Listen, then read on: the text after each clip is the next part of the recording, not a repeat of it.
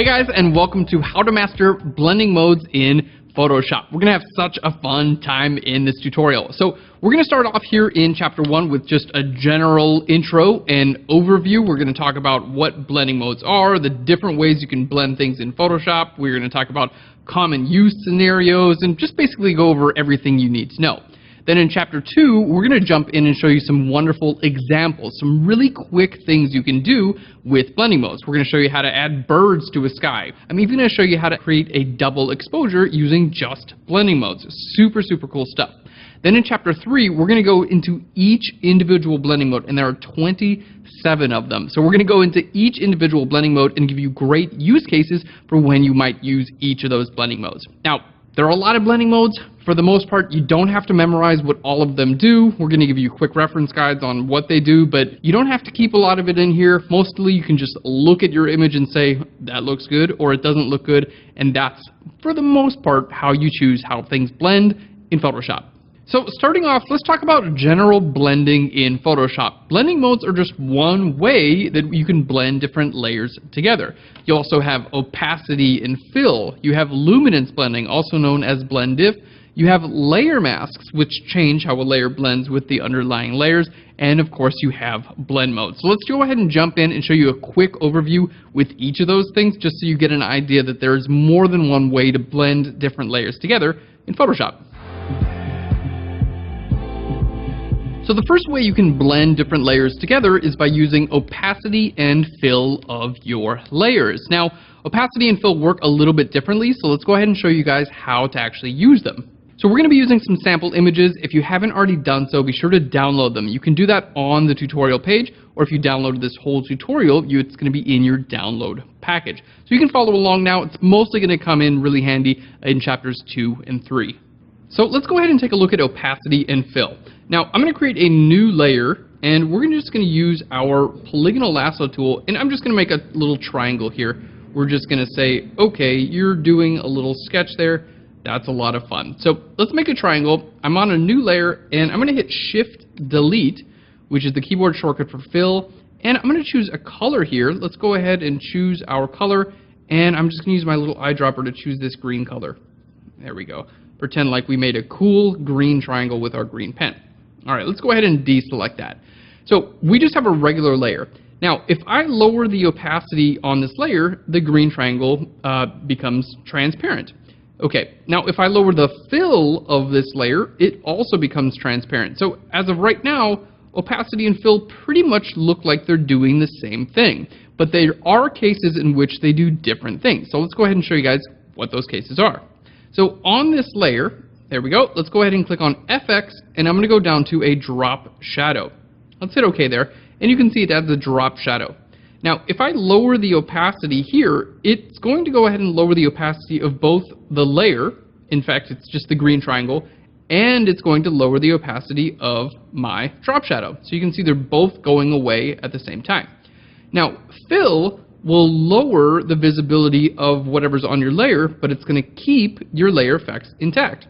So you can see as I start to lower fill here, there we go, it's going to make the triangle less visible, but in fact my drop shadow is staying there. Now I can always change the opacity as well, and then bring the opacity of the drop shadow down if I want to as well, and here we have a nice effect. Looks like just drew a drop shadow, which is kind of fun.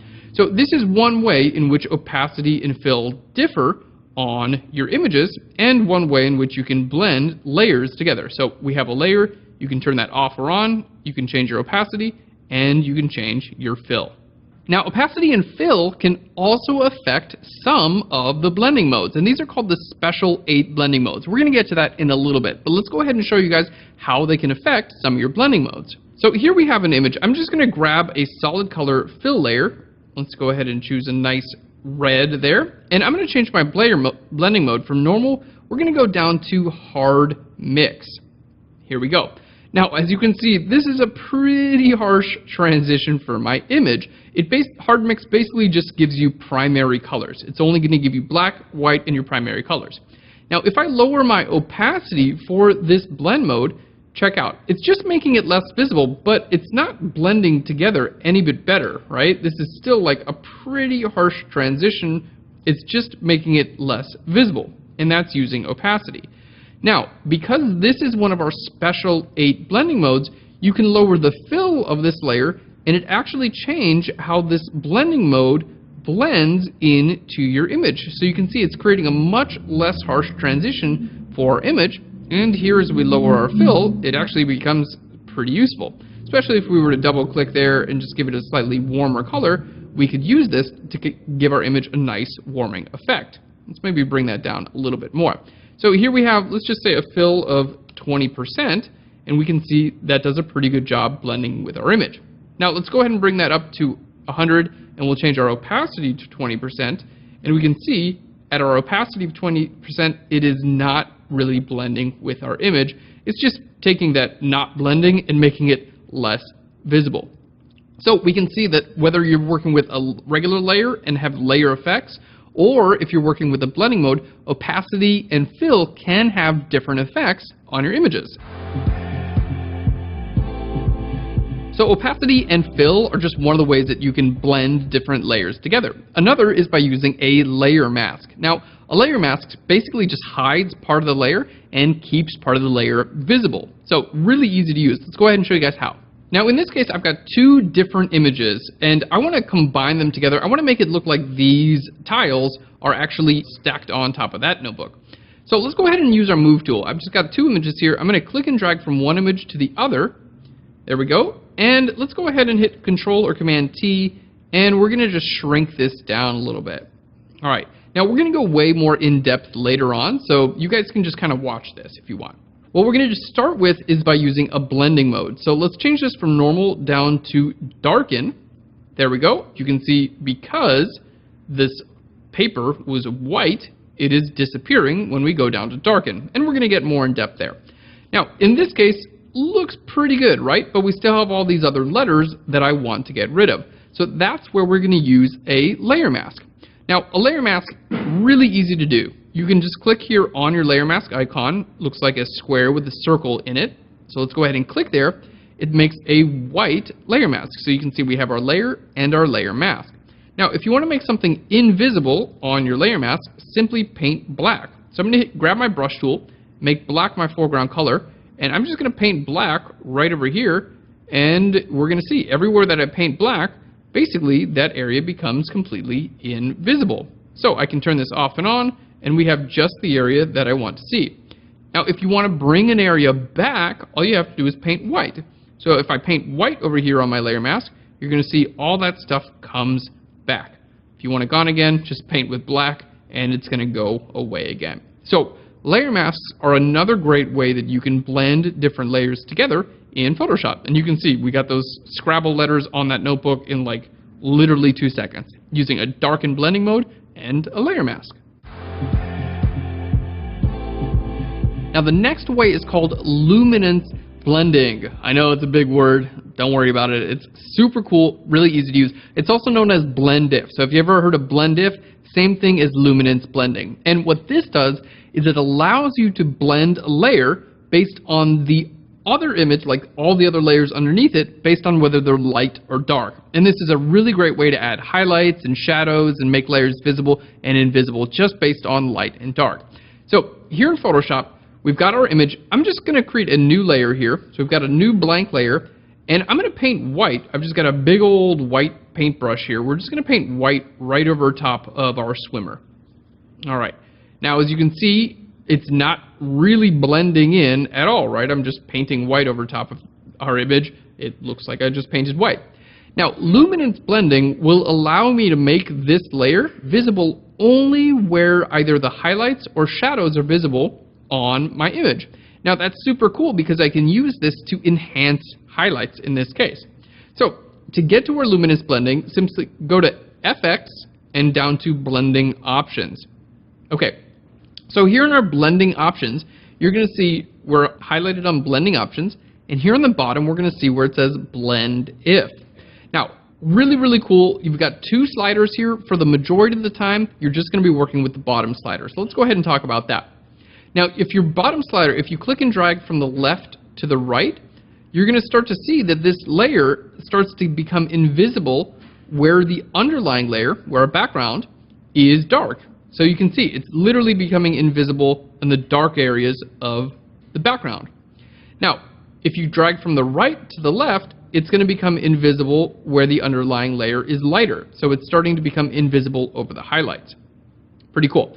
Now, as you can see, it's pretty like grainy, right? Like this is not photorealistic. You would never use this. So here's the key to using Blend If.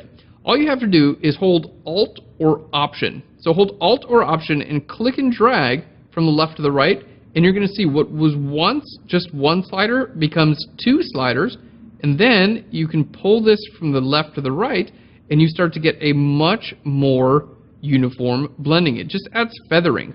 Now I can also change my opacity, which we talked about earlier, and there we go. So we're using Blend If, or luminance blending, to say this layer that I just painted white on, don't be visible where my background layer is dark. That's all we're doing here. So let's hit OK and turn this off and on, and we can see it just shows up over my highlights. Now we can continue to change our opacity here, and we have a really great example of how to increase the contrast or further highlight the highlights in my image. So luminance blending is a super powerful technique. And keep in mind, as we're going through and talking about these different ways of blending, you can use all of them combined. Like if I wanted to then add a blending mode, like if I want to go from normal down to soft light, I can totally do that.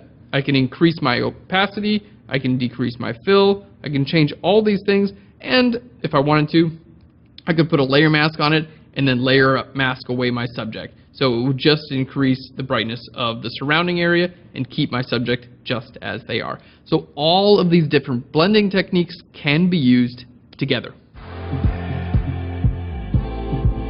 And the last way of blending in Photoshop is known as blending modes, which is what the majority of this tutorial is about. So blending modes are incredibly cool. Basically, they use mathematical calculations, and you don't need to know the math, so don't even worry about it, to determine how a layer is going to blend in with the layers underneath it. So you can make just the light areas visible, just the dark areas visible. You can add contrast, you can change the colors, and do all kinds of wonderful things. So for now, we're just going to give you a quick overview. We're going to combine two images together and show you how they can blend together. Really interesting, just using blending modes.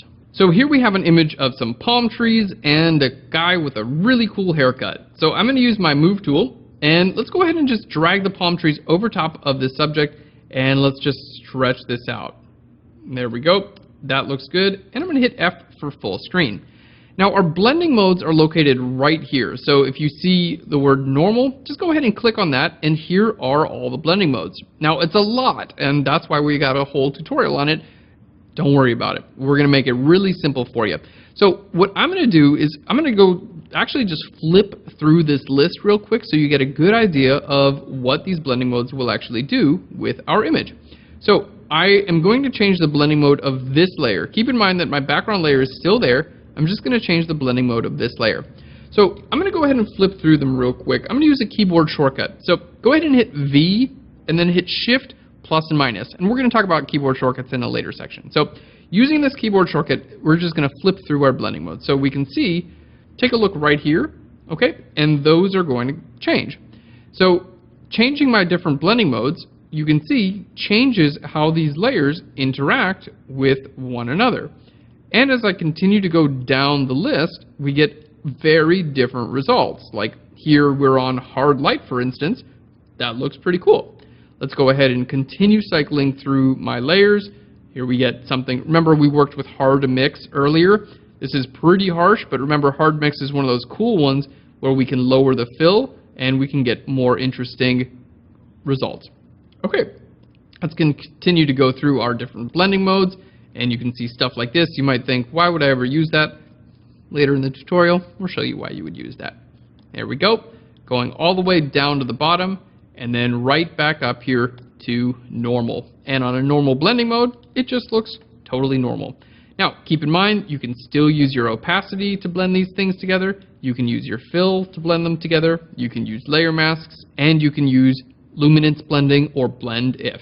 Okay, guys, that's blending in Photoshop. So to sum it up, we've got opacity and fill, and these are going to change whether you're using layer effects or if you're using some of the special 8 blending modes in Photoshop. We also have layer masks, which allow you to hide part of your layer and show part of your layer. They're super handy ways, and you can use these to cut objects out of their backgrounds in Photoshop. Luminance blending, also known as blend if, will allow you to hide or show a layer based on the underlying layer's light or dark levels. So in this case, we just painted white on a layer and then used luminance blending to basically just have it show up on the highlights. So we enhanced the highlights of our image really quickly and easily. And then of course we have blending modes, which use mathematical calculations to decide how one layer is going to blend in with the layers underneath it. And you can use all of these different blending techniques together to create some incredible effects in Photoshop.